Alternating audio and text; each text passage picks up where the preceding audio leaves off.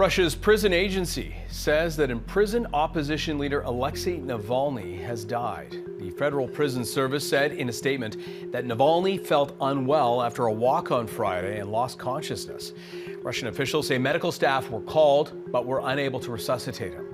There's no immediate confirmation of Navalny's death from his team, however. Navalny was serving a 19-year sentence on charges of extremism, something he denied, having called all legal action against him politically motivated in an attempt to silence his criticism against the Kremlin. In December, Navalny was moved from his former prison in the Vladimir region of central Russia to a penal colony above the Arctic Circle, the highest security level of prisons in Russia. You know, like millions of people around the world, I'm literally both not surprised and outraged by the news. Reported death of Alexei Navalny. He bravely stood up to the corruption, the violence, and all the bad things that the Putin government was doing. In response, Putin had him poisoned, he had him arrested, he had him prosecuted for fabricated crimes, he sentenced him to prison, he was held in isolation. Even all that didn't stop him from calling out Putin's lies. Even in prison, he was a powerful voice for the truth, which is kind of amazing when you think about it. And he could have lived safely in exile after the assassination attempt on him in 2020, which nearly killed him, I might add. But he was traveling outside the country at the time. Instead, he returned to Russia. Knowing he'd likely be imprisoned or even killed if he continued his work. But he did it anyway, because he believed so deeply in his country, in Russia. Reports of his death, if they're true, and I have no reason to believe they're not, Russian authorities are going to tell their own story. But make no mistake, Putin is responsible for Navalny's death. Putin is responsible. What has happened to Navalny is yet more proof of Putin's brutality. Alexei Navalny had been an extraordinary fighter for human rights, for democracy, and someone who was standing up for the Russian people, standing up with extraordinary courage for a better future for Russia and for Russians. We know how much that scares and continues to scare Vladimir Putin.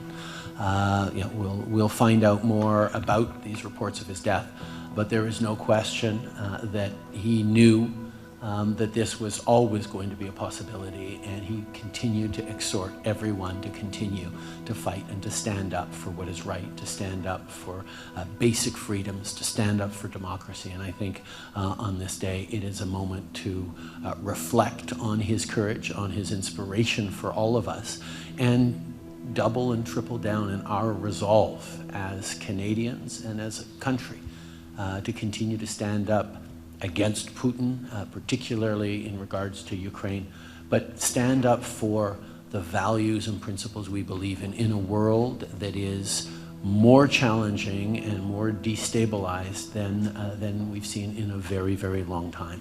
Щойно стало відомо, що зараз сказав Олаф, пане канцлер, стало відомо, що в російській тюрмі загинув Олексій Навальний. Очевидно, він убитий Путіним, як і тисячі інших закатованих, замучених через одну цю істоту.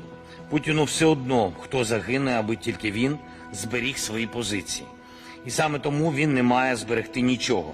Путін все повинен програти, все повинен втратити і відповідати за скоєне. I am deeply saddened and concerned about the reports coming from Russia that Alexei Navalny is dead. All the facts has to be established, and Russia has serious questions to answer. And we should be clear about what has happened here. Putin's Russia imprisoned him, trumped up charges against him, poisoned him, sent him to an Arctic penal colony, and now he's tragically died. And we should hold Putin accountable for this, and no one should be in any doubt about the dreadful nature of Putin's regime in Russia after what has just happened. There should be consequences, because there's no doubt in my mind this man was brave fighter against corruption, for justice, for democracy. And look what Putin's Russia did to him. They trumped up charges, they imprisoned him, they poisoned him, they sent him to an Arctic penal colony, and he's died.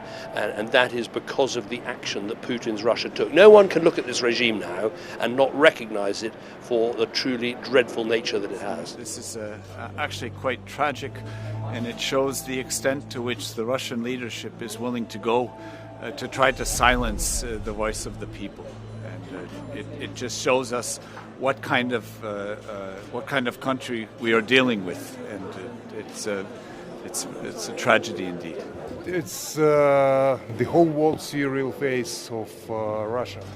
The head of opposition, Navalny, Boris Nemtsov, and a lot of many Russians and other Russians who was against this regime already died. Killed, not died, killed.